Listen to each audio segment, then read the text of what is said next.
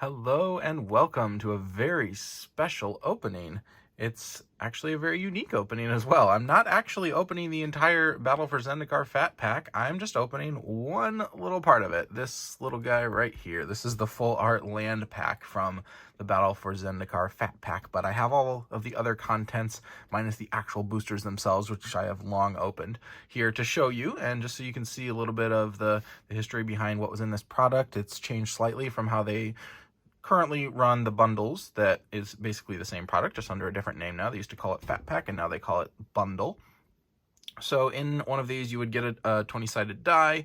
So the D20 die that I have here, this is the Battle for Zendikar set symbol. I have a green one here, and I also have a white one. I don't honestly remember which one I got in this and which one I got in the Battle for Zendikar holiday gift box, but I did purchase both of those, and I got a die in each. I think this one might have come from the gift box, and this one might have come from here, but I'm not positive.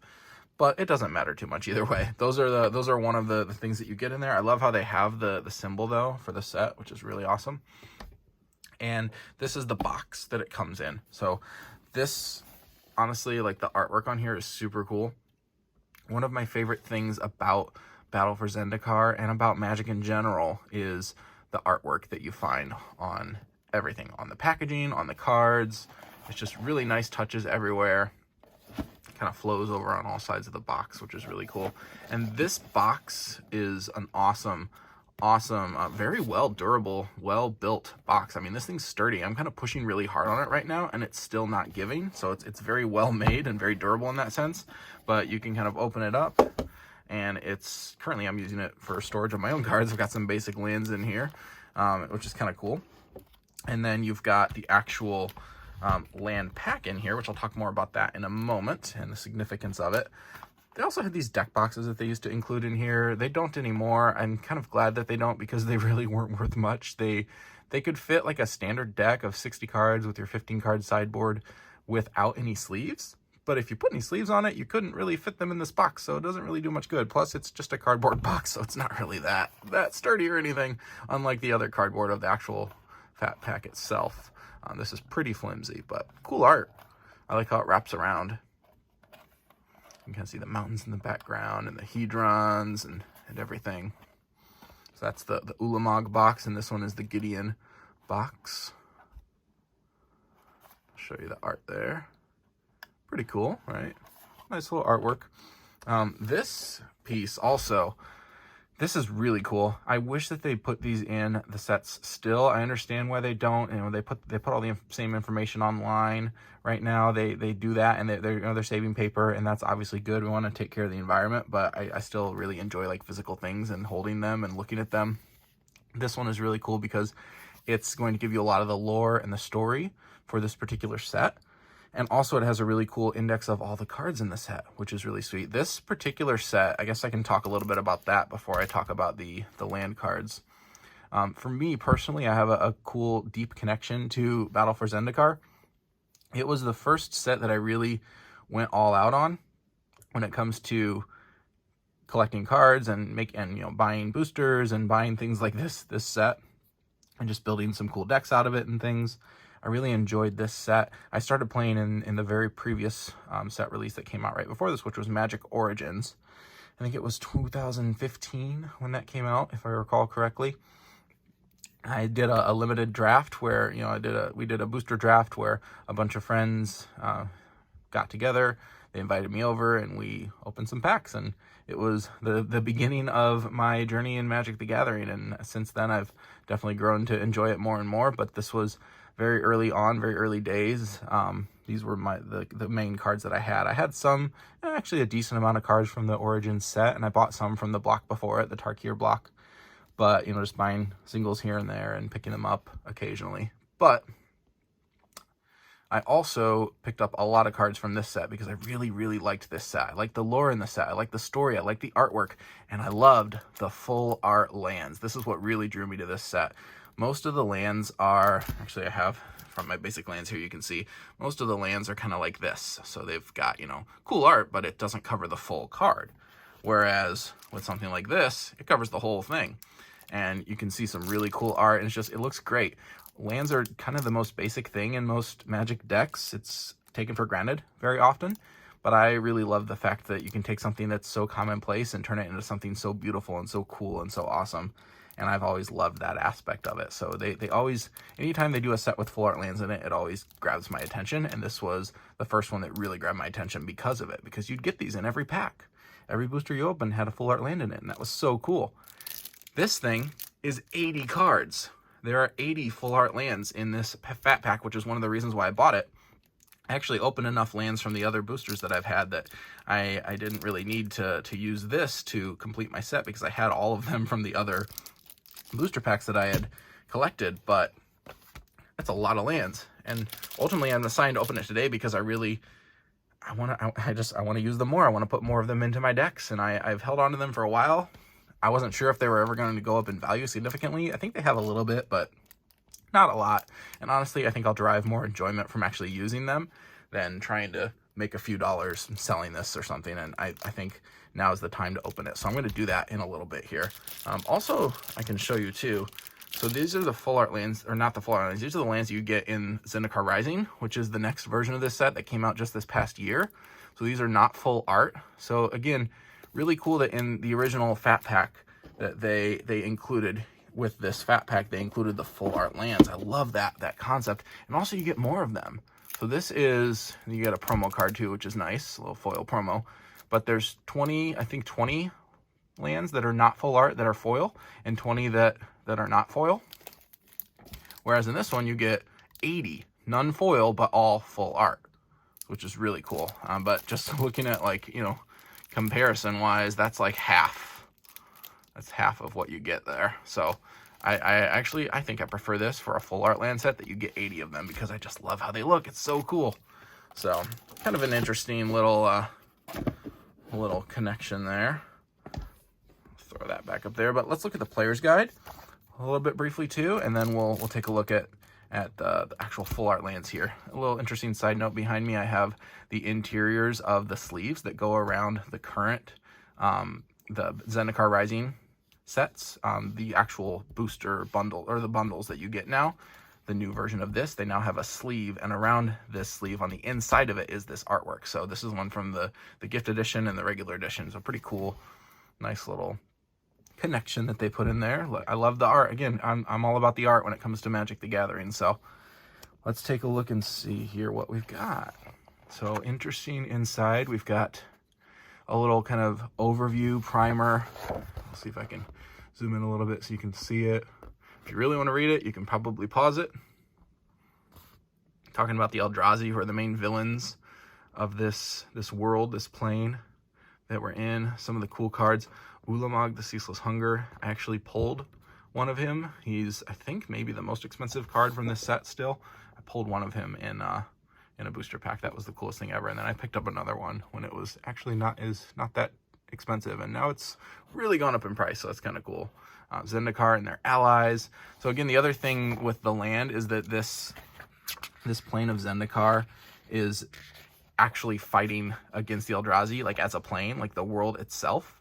The Eldrazi are kind of taking over and doing some crazy things to the land there. So the actual land is retaliating against them and rising up to fight them and purge them out from, you know, these invaders, just to get rid of these invaders in their land so that they can be free again. So it's pretty cool story that they have going on there, and that reflects in the focus on the land. So anytime they've had a Zendikar set, lands are a big focus, which is really cool. They did do full art lands in the Zendikar Rising set, just not included in the bundles. So let me zoom in a little bit more here. Got that, so you can see that if you would like to. Pretty cool. Again, great art. These are all art that you can find on the cards as well. So I love just the story in here and the lore of it. Rise of the Eldrazi. These titans were imprisoned for thousands of years. Really cool. More art.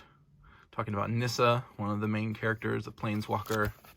Let's go to the next page. Gideon, also a huge main character.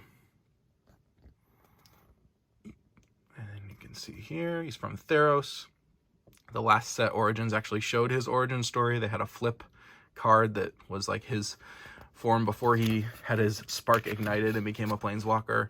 And then the flip side was the planeswalker itself. Pretty cool. I got that card as well. I liked that one. Kiora. Got some merfolk going on. Obnixilis, planeswalker. So very cool. Cool story. And then here we go, the Eldrazi Titans. So there are 3, Kozilek, Emrakul, and Ulamog. Ulamog is the main one in this set, and then the others appear in other sets, but Ulamog he's the big bad guy in Battle for Zendikar. So it's really cool to see his appearance, and I just love that I was able to pull one of his cards too, which is just really sweet. And this shows you some of the cards that actually, I love this. This shows you not just the card, but the story behind the card and how it ties into the overall story of the plane. And then, of course, they link to where you can find more about it online at magic.wizards.com/story. That's the URL that they printed on here. So, very neat. Hedron Alignment, that's a cool card. Story will continue in Oath of the Gatewatch, the second set of the Battle for Zendikar block. And then 10 coolest Battle for Zendikar cards. There you go, number 1, Ulamog. I love it. Super cool. I think I have most of these. Zada, the Hedron Grinder, is probably my favorite commander to build a deck around, and I think I'll have a video at some point of my deck tech there and just how I approach that deck for commander. Really, really fun card to play. Gets kind of crazy, kind of out of hand very quickly. Magic Duels. Oh, rip. Xbox One, iPad, Steam, and PS4. And then you have the Battle for Zendikar card encyclopedia. I will at least show these so that you can see them. I'll try to show each one, each row here.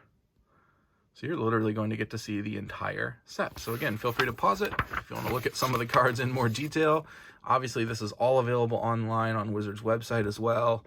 Various sites that categorize and host the history of these cards. There's my my Ulamog right there.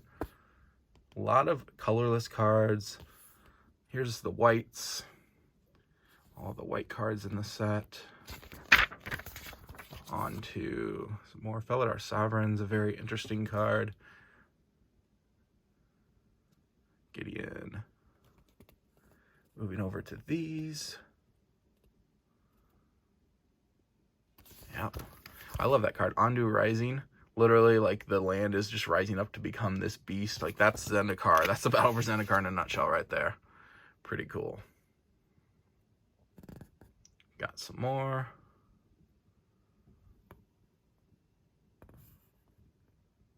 Got the blue ones. I'm trying to go a little bit more quickly. Again, feel free to pause.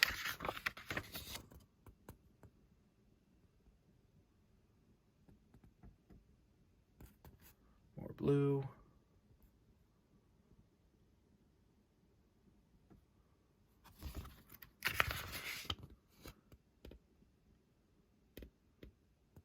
This was also interesting, is bringing back so many memories. That's a cool artwork, Scatter to the Winds. Bringing back so many memories of me learning how to play. I mean, I still didn't even fully understand all the subtleties and nuances of the colors now that we're in the black color scheme. It was also kind of confusing as a new player because they had the whole devoid mechanic where this card has no color. Like you can see right there. I didn't fully understand what that meant because I'm like, it's a black card. How could it have no color? Didn't understand. Now I do, but at that time, it was like, oh, I don't know what I'm doing. This game is complicated, and it still is, of course, but it's fun. I think that's part of the joy, is learning some of the subtleties of it and getting better over time at the game. I just love this set. I love all the story about it. Zulaport Cutthroat's a good card. Here's the reds. Almost through here. Vestige of Emrakul. So they had like some cards that referenced some of the other Titans, even though the other Eldrazi Titans weren't actually in this set. Dragon Master Outcast is a good card too. I have that one. There we go. There's a retreat card in every color too. Some of those are better than others. Zada. And into the green. To me, the green cards is really where it was at. With Zendikar as a new player, I was like, oh yeah, green, like land, like it cares about land. They had some landfall mechanic as well in here. And it was like, yeah, land, this set cares about land. That's what the story is all about. So you would think that, yeah, there's the landfall card. You would think that, you know, that's probably where some of the strongest stuff is. I mean, that's just my thought process going into it. There's certainly some strong green cards still. I love Swell of Growth's artwork. Really cool. And then on into the multicolored, nearing the end here. Herald of Kozilek. Another Eldrazi. There's the Kiora card. Omnath. Really cool card. And artifact land. So there are some really cool lands in here. Some of them that are still fairly useful. And here is the full gallery of the full art lands that you can see. So hopefully we'll see some cool ones here in a couple moments for real, not just printed on the page. But as you can see, like, these are just so cool. I love all of the art in here. That mountain, hopefully we pull some more of those because that's my favorite mountain right there. I love the art on that card. But all of these are just really, really sweet. And that's it. Friday Night Magic. So that is the entirety of the Battle for Zendikar Player's Guide. So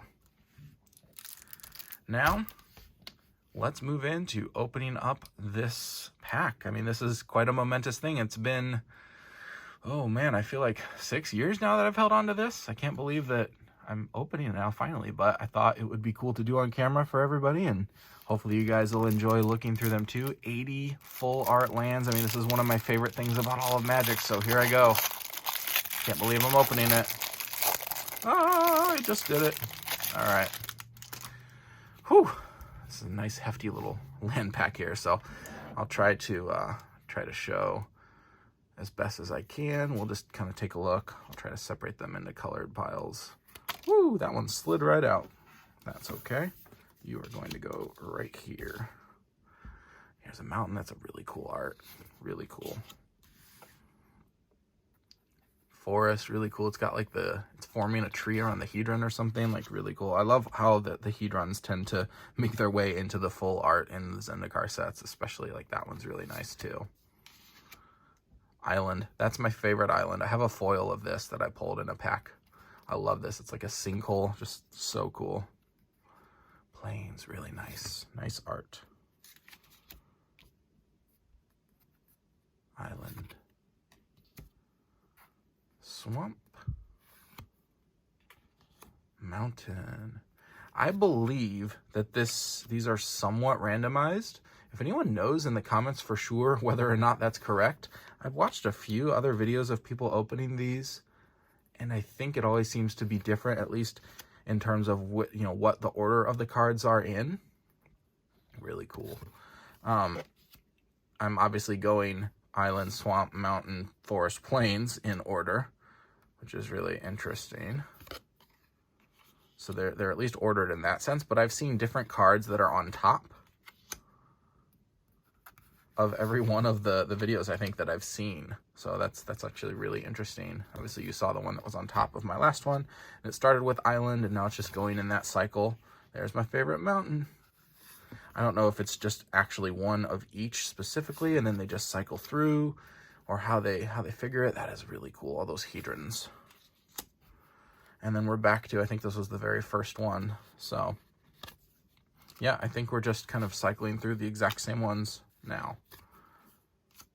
It's very interesting how they compose these packs. So if anyone knows any more information about how they composed the lands in this set, in this particular product, the 80 card full art land, that would be awesome. Let me know in the comments.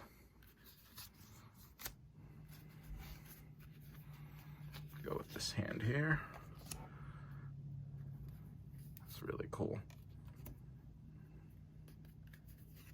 I just love how you can see like the land just doing things, like the ropes from, I think the core use those to slide from section to section. Those islands have a name. I can't think of them off the top of my head. Those kind of floating sky islands like that. I should know, right? It's like my favorite set, but I don't know off the top of my head. Really cool.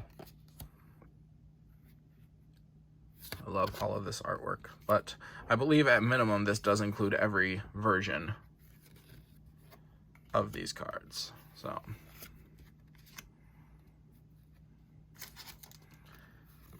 very sweet. Here we are again. I think this is round 3 now, because I saw that same island again. See if I can maybe divide them up. I'll go a little quicker now that we've gone through a couple times. See if I can see how many of each card I have. Oh, whoa, oh, I just went too fast, and actually it did go in a little bit of a different order. Oh, that's interesting. So after that mountain, then it just popped back to this swamp. Huh. Okay, swamp. Now I gotta pay attention to what piles I'm putting them in. Okay, we seem to be back on track now. Interesting. So in the middle, it went in a slightly different order, and then it picked right back up into the same pattern. Huh. So I wonder if those couple that were out of order are going to be my extras. I think there's extras if I did the math right. Maybe not. No, because it's... Yeah, oh, and that one's the last. So that was the first and the last card. Very interesting. All right, so my battery is actually almost gone on my phone. So what I'm going to do is rearrange these cards into their individual piles so we can see how many of each card we have. Plug in my phone, and I will be right back, and we'll finish up the video. All right, so I'm back here. I have a few results to go over now that I've sorted the cards. So I put them in numerical order because they have little numbers at the bottom, 255, and so on. So interesting results here. So for the islands, I've got 3, and I'll just go in order. And then I had 3 of that one. Then 3 here. So this one was very even. 3 of this one. And to round it off, I came out with 5 of this one. So very interesting there. In terms of the numbers, looking at the other colors, slide those off to the side. Planes, I've got 3 of this plane. I'll just put them on top so it's easier to pick up. 3 of this one. 3 of this one.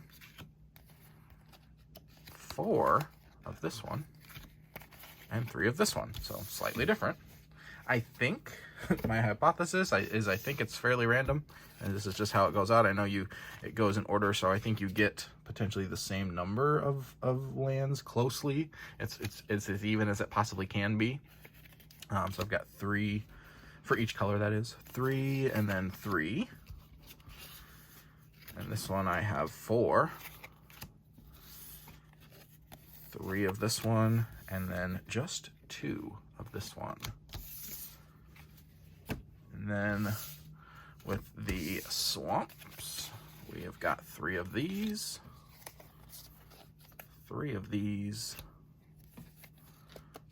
4 of these guys, 4 of these, and 2 of these. So just 2 of the, I think 3 of the colors had 2 of the very last numeric card. That was very interesting. Finally, my favorite little mountains. I loved red when I was an early player. Just that aggro red build was so fun. So 3 of those. I've got 3 of these.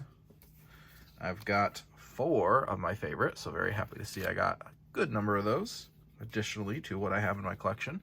4 of these. And just 2 of these. So that's how it shook out. So very interesting that is how the cookie crumbled when it came to lands. So not really sure what the exact distribution is. Again, I welcome in the comments if anyone would love to share what that exact process is. If they know, I would love to learn more about that. I think that'd be really cool. But for now, this is where I'm at. This is the opening. So thanks everyone for joining my little Battle for Zendikar blast from the past. Little semi-completion of an opening. I just did the back end here, just opening up this pack. But if you like full art lands like I do, make sure to drop a like on the video and let me know in the comments which full art land is your favorite. You can throw the number down if you want. That's probably easiest. And you can look them up online as well, of course, if you'd like to see, or if you just describe it, that's fine too. If you just want to tell me what your favorite full art land is, I'd love to know.